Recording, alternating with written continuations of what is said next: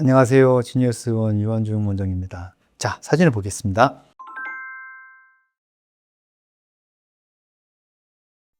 이 분은 전형적인 동양의 나이 든 어르신의 모습 같아요. 이 분의 색소 쪽에 대해서는 워낙 화장을 많이 해놓으셨기 때문에 굳이 다른 말씀을 드릴 거는 없고요. 눈 주변에 처짐이라든지 그런 부분들이 많이 보이시기 때문에 오늘 눈 처짐에 대해서 간략하게 조금만 더 말씀을 드리겠습니다.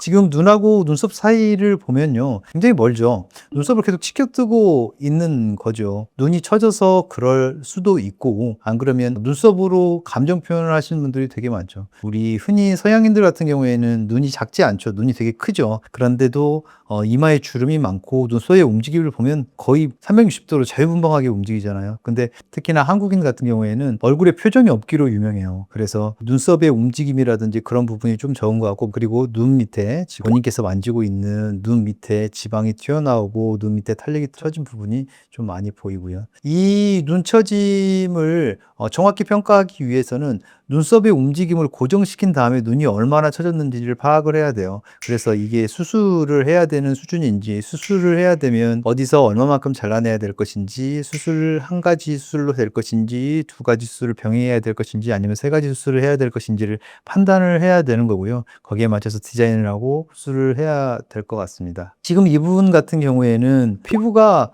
조금 두껍죠. 그러니까 전형적인 한국인 피부 같은 약간 두터운 피부를 가지고 있어요.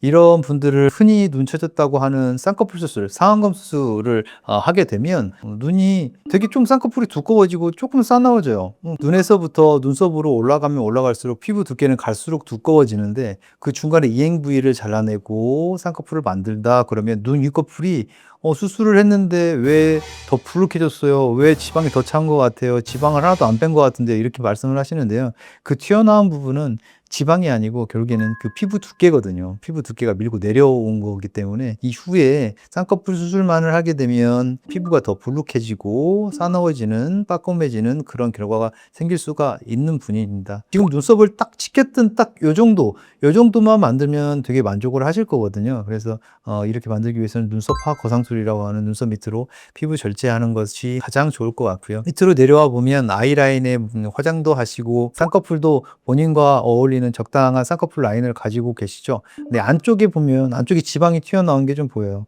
안쪽에 지방은 갈수록 밑으로 좀 내려오는 경향이 있고, 중간 가 쪽으로는 꺼져서 전 시간에 말씀드렸던 선큰 거기다가 필러를 넣는다든지 지방 이식을 하는 그런 분들이 많은데, 안쪽에 있는 이 지방 갈수록 튀어나와요. 그래서 이 안쪽 지방 같은 경우에는 수술로 빼내기도 하고 그렇습니다. 그리고 눈 밑은 이렇게 조금 튀어나오고 이런 부분들이 그냥 단순히 지방이 튀어나오고 그런 부분들이 아니라요. 밑에 안륜근, 지방 주머니를 받치고 있는 그 근육들이 다 헐거워져서 이렇게 처져 보이는 것이기 때문에 단순히 지방 재배치만으로는 호전시키기가 조금 힘들고요.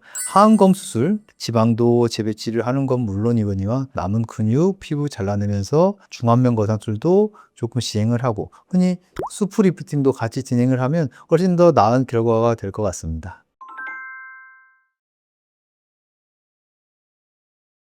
우리 흔히 말하는 한국 사람들의 얼굴형이 눈, 코, 입이 작고 얼굴에 광대가 좀 크고 이런 얼굴형에서는요, 필러를 필요 이상으로 과하게 넣는 경우가 굉장히 많아요. 그래서 이 환자 같은 경우에는요, 필러를 넣을 만한 부분이 없어요. 정확히는 모르겠지만 아마도 입 주변이나 이 부분에 시술을 한번 받았던 적이 있을 수도 있겠다라는 생각이 들 정도로 주름의 상태가 아주 심한 편은 아니신 것 같아요.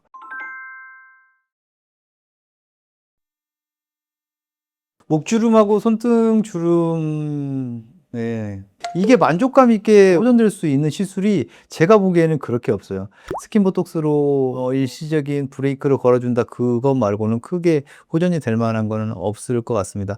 목 거상술이라든지 필러라든지 지방 이식을 하게 되면 조금 더 나은 결과를 보일 수는 있지만, 그게 시술을 하기 쉬운 것도 아니고 나중에 불편감도 분명히 겪을 거기 때문에 쉽지 않은 부위라고 생각을 해요.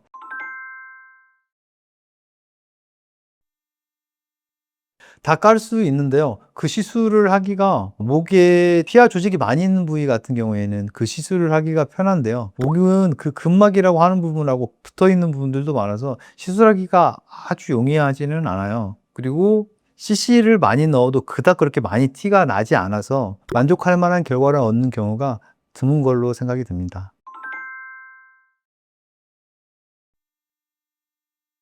그렇죠. 플라티스마라고 하는 목 넓은 근육 자체도 이제 얼굴의 스마스층이라고 하는 그 스마스층하고 연결되어 있기 때문에 뭐 같은 스마스라고 보는 경향도 많이 있기 때문에 목에 고주파라든지 초음파로 활력을 유지시킨다라는 개념에서 보게 되면 충분히 가성비 있고 효과가 있는 시술이라고 생각을 합니다.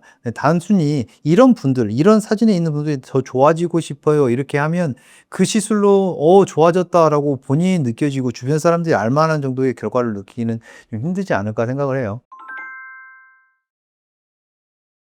솔직히 말을 해서 어떤 표정과 자세에 관한 거면 어느 정도 도움이 되기는 할 텐데요. 우리가 타겟하는 주름이 이 가로주름은 아니거든요. 이렇게 올렸을 때 이분처럼 세로 쪼글쪼글한 이 주름이기 때문에 어떻게 막을 수 있는 어떤 자세 변화라든지 근육의 움직임을 제한해서 막을 수 있는 그 주름은 아니라고 생각을 해요. 만약에 하나 있다면 피부 보습을 꾸준히 잘 해주는 거, 그 다음에 자외선을 차단하는 거, 그 정도가 예방할 수 있는 최선이 아닐까 생각이 듭니다. 이 부분에 대해서는요.